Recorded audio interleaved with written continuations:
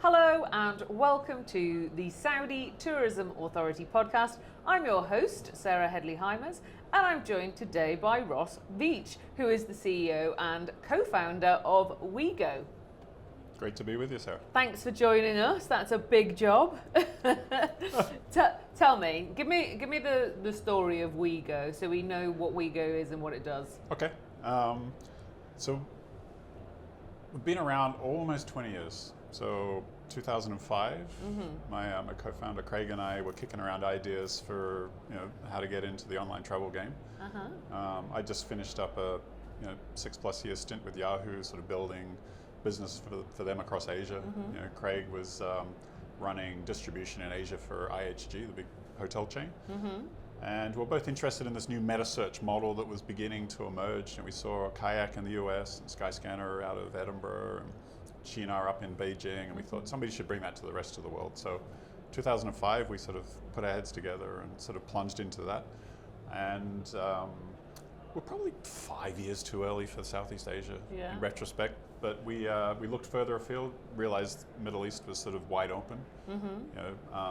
Booking.com was here, but that was kind of it. There was no Expedias of the region. And so we did a bit of a pivot to the Middle East about 12, 13 years ago now, and we're now 350 people. There's about 75 million people who've downloaded the Wego app to book their travel. That's a big number. Yeah, I think it's sort of neck and neck between us and Booking for the sort of most downloaded, most used app in the Middle East. That's fabulous. Congratulations. Yeah. Thank you. Our business model has diversified. We were originally just running the meta search model, or marketplace as we call it. We're now a merchant or seller within that marketplace ourselves, so we sort of built those capabilities ourselves. And we have Wego Pro. Correct.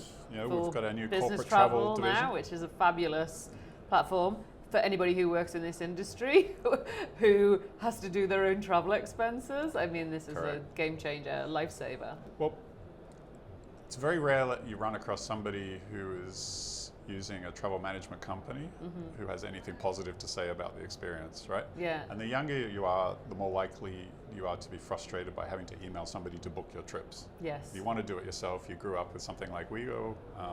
So we've taken the user friendliness of the consumer proposition. We've layered over all the travel rules that your business wants to put in place and the permissions you need to get, and automated the expense side of things. It syncs with your accounting softwares. It syncs with your HR system. So every time you add an employee, you're automatically added to the Wego Pro. And it's early days, but so far so good. Flags up where you can save money as well in your business, in the whole value chain, and reinforces policies as well. Correct. I mean, the easier you use it, the more people are going to book within the policy. Yeah. Plus, the more people are booking in policy, the better the deals you're going to get from the airlines and the hotel chains. Yeah, and, exactly. we will help you with that. Yeah, no, it's great. It's a great platform, and the business is doing really well, not just in this part of the world, but everywhere. So that's fabulous. Correct. Can you tell me specifically how Wego is helping to sell Saudi? Sure. So we've had a partnership with STA, or I think SCTH as it was previously known, for over a decade now. I think first time I went to Saudi was at invitation from SCTH, which was fabulous. They sort of showed me around and helped organize the whole thing. And I mean, it's a multifaceted partnership now, but essentially it's a very old model. So travel agencies have been partnering with destinations for decades. Typically, it's on a sort of a matching basis, and Wego, we're a place you can search and book your travel, but we're also a media platform in our own right. So we've got a big marketing team and partnership marketing team, and we sit down with our friends at STA and sort of figure out what their priorities are, what messages they're trying to get into the market, which products they're most interested in letting people know about, and together we figure out a go-to-market strategy. there's typically some top of funnel aspects to it, and a whole bunch of very measurable lower funnel aspects to it. And like I said, we've been doing this for many years, and I suspect we're probably driving more people into the kingdom than any other online travel partner. Mm-hmm. I don't know if that's a fact. I suspect it's I'll find true. out for you. Yeah, you find out. I mean, Wego was biggest across the MENA region. Yes. And so, it's the MENA region that are already, the people living here, they're already most familiar with the kingdom and what it has to offer as a destination, both for leisure, but also for business and corporate events. And it's the easiest to stimulate. So give me an example of like a message in a package that you would put together, and how that would be conveyed to me as a consumer. I mean, the Riyadh season, for example, we would make sure everybody knows about exactly when it is, exactly, what are the big tentpole events this year. Yeah. And we would start marketing it well in advance so that we can get some forward bookings, so that the hoteliers get comfortable. So on my app, I would see some kind of promotion to say this is coming up, or book now for ... Correct. You'll see some of the promotions on the Wego app and the Wego website itself. Yeah. But we've also got a fairly well-developed digital marketing playbook, so we collect a lot of audience data, and we can follow you across TikTok or Google or Meta platforms, or any other digital channel. So you'll know that I've just been to Alula, so you'll be now going, oh, do you want to book your return trip to Alula? You'll be putting stuff in my algorithm so I can... Or maybe it's time to see the Red Sea, Yes. Everyone's talking about the Red Sea now. So, talking about the Red Sea, what are the big trends? Inbound and outbound travel for Saudi. What are you seeing? What's popular? Yeah, I mean, I think, in terms of inbound, I think STA and all the people putting together what seems to be a never-ending series of events are doing a fabulous job, right? So there's a lot of event-centric travel going on. So some of it's leisure, what you would classify as leisure. Some of it's a bit more business-focused, and so there's a lot of that. Yes. We see a lot of what we'd classify as VFR. So people going to see, visit friends and relatives. I think that there's sort of a third bucket, like people who are maybe 5 years ago wouldn't have thought of coming to Saudi, who have sort of getting intrigued by the notion. They're seeing a lot of the marketing STA's doing. Yeah. Who are sort of curious. Yeah, I'm seeing a lot of influencer marketing, and certainly from going on social media, and maybe this links back to, because I've been in Saudi, just the amount of tempting footage from the Red Sea, and influencers saying, this isn't Maldives, stay tuned to find out where I am. Yeah. It's very enticing to see that kind of marketing on social media, so that's really drawing in people. Yeah, and there's also a lot of people that happy to get off the beaten track and explore, right? And there's some early adopters. Saudi Arabia is a very big place. I don't think most people realize quite how big it is. I think it's by surface area roughly 2/3 the size of India, thereabouts. Yeah, it's big. It's huge, and it's geographically diverse. Yeah. So whether you're you want to go dune bashing, you want to go diving, you want to go explore the forest, the jungles, the mountains, it's all there, right? Yeah, it's very green.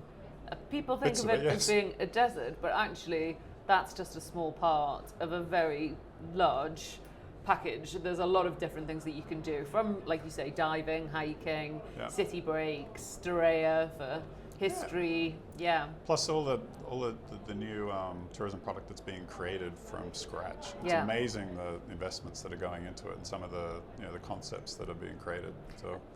So you're creating campaigns. You're getting the most success based on event-led campaigns. So that's definitely one of the easiest areas to stimulate demand. Things like Middle Beast, I suppose, is quite a big event. That brings in, is it 80,000 people at Middle Beast? That sounds right, yeah. Yeah, that looks phenomenal. Yeah. That's such a huge, hello Glastonbury. It's quite unexpected from Saudi, and I think that's one of the good things about Saudi. Something else we're seeing. So a lot of people use Wego to book sort of like self-managed Umrah trips. You know, we're very large in Egypt. We've got big audiences in Pakistan and India and sort of around the rest of the Gulf and Levant. And increasingly, they're coming for Umrah. Then they're sort of, while they're there, they're taking the opportunity to tack on excursions. We call it Umrah Plus. And that's it's very easy to sell. Yeah. Very popular. Yeah, I think once you get there and you realise that there's a lot more to explore, you kind of wish that you'd done more. And I've just come back from a week there and I was like, oh, I'm going to have to come back because I didn't get a chance to have dinner at Jason Atherton's restaurant at Mariah because I hadn't put that in my original schedule. So now I need to go back for that. But yes, there's a lot to do, right? So from your personal point of view, you're obviously visiting for work. Yeah. Do you have any favourite places that you go to or anything that you recommend other people going over to Saudi on business to add on an excursion? What would you recommend to them? Yeah, I mean, so this is sort of a case of do what I say, not what I do. So my trips to Saudi thus far have been sort of very, very business focused and like back-to-back meetings. So airport, hotel, meet, like so. And too many of us do that. So I'm really trying to encourage the business community to make sure they add on a couple of days to the next business trip. Fad keeps giving me a hard time every time I see him about this. Yeah. So I do need to come and see some of the sites. I mean, the one thing I have noticed, it's I guess it's a cliche, but I found it to be true. The hospitality you receive in Saudi is exceptionally warm. Yeah. That was kind of overwhelming. Yeah, and fun. Yep. We had a lot of female tour guides who were just an absolute laugh. Yeah. Laugh a minute. We had a lot of fun on our trip, and I just wasn't expecting to see so many women so comfortable with chatting to everybody, and I've just thought there's so many misconceptions about Saudi that people really need to get there to realise how wrong they are about the destination. My last Riyadh trip, I had an Uber driver who was a female, and she was a scream. Like the STA should put her on the payroll. She's great ambassador. But don't you find that every Saudi citizen is behind Vision 2030, and that they're so patriotic and so pleased to have people in the country? It's just so lovely. People are like, oh, come to ours for dinner. Not met you before, but thank you. Yeah, it's true. yeah, it's a great place. Well, next time you're going to stay for longer, yes? Yes, yes, I think that's on the cards. It's on the cards. Yeah. Ross Veitch, thank you so much for your time. Thank you. It's been an absolute pleasure talking to you today. Thank you.